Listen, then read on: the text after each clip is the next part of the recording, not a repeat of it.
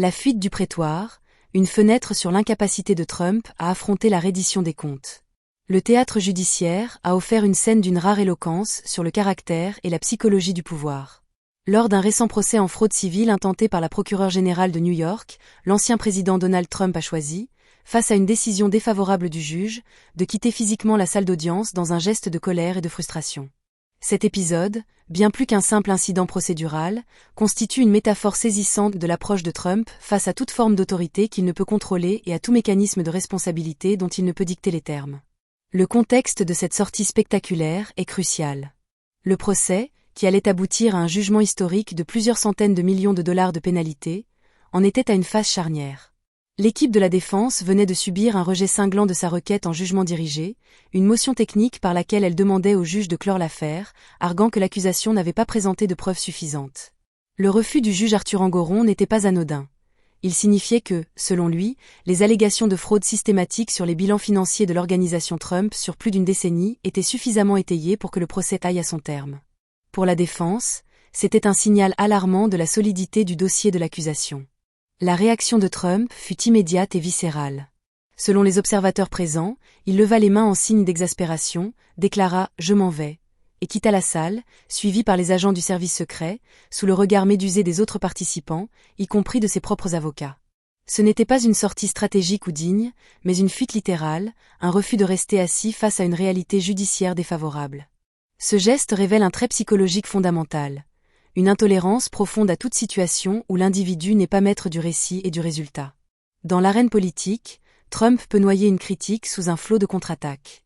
Dans un meeting, il contrôle la foule et le message. Mais dans le prétoire, les règles sont fixes, l'autorité appartient au juge, et les faits, établis par des preuves documentaires, priment sur la rhétorique.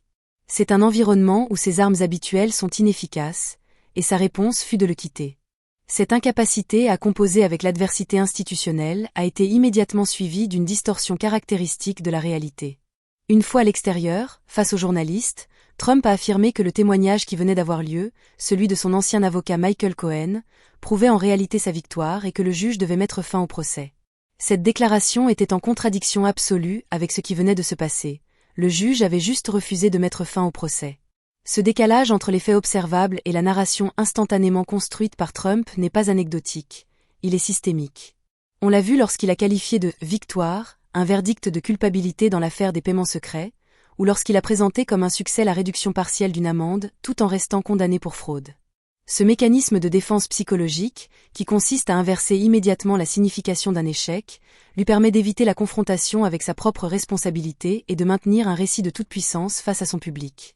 Le geste de quitter le prétoire va au-delà du simple coup d'éclat. Il constitue un mépris palpable pour l'institution judiciaire et ses normes. La justice fonctionne sur un pacte de respect mutuel des règles et de l'autorité de la Cour. Un prévenu, surtout un ancien président, qui se lève et part en plein procès, transmet un message clair. Son humeur et son ressenti immédiat priment sur le processus établi. C'est l'incarnation même de l'idée que les règles sont pour les autres, et que son statut lui permettrait de s'en affranchir. Cette attitude trouve un écho direct dans les faits jugés dans cette affaire. Des années de falsification de bilans financiers, reposant justement sur la conviction que les règles comptables et légales standards ne s'appliquaient pas à lui. Les implications politiques de ce comportement sont profondes.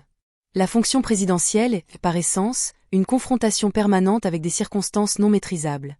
Un congrès hostile, des décisions de justice contraires, des événements internationaux imprévisibles, des contraintes économiques structurelles. Un leader dont la réponse instinctive à la frustration est la fuite physique ou la reconstruction fantasmée de la réalité présente un risque opérationnel majeur. Comment gère-t-il une crise internationale si son premier réflexe est de nier les faits rapportés par ses services de renseignement ? Comment négocie-t-il avec un adversaire politique si toute concession est immédiatement présentée comme une victoire écrasante ? Le prétoire a agi comme une chambre d'écho, amplifiant des traits de caractère qui ont des conséquences directes sur l'exercice du pouvoir.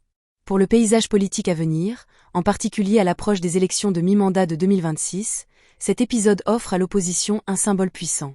L'image d'un président fuyant littéralement la justice, incapable de supporter le poids d'un procès civil, sape le récit d'hommes forts et d'hommes d'affaires avisés qu'il cherche à projeter. Elle alimente un contre-récit axé sur l'immaturité, l'instabilité et le mépris des institutions. Dans le débat plus large sur l'accountability et l'état de droit, la fuite du prétoire devient une métaphore facile à comprendre.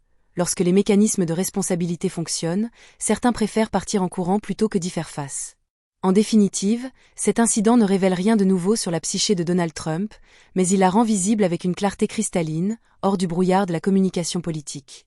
Il confirme un mode de fonctionnement fondé sur le contrôle absolu du narratif et le rejet de toute autorité concurrente.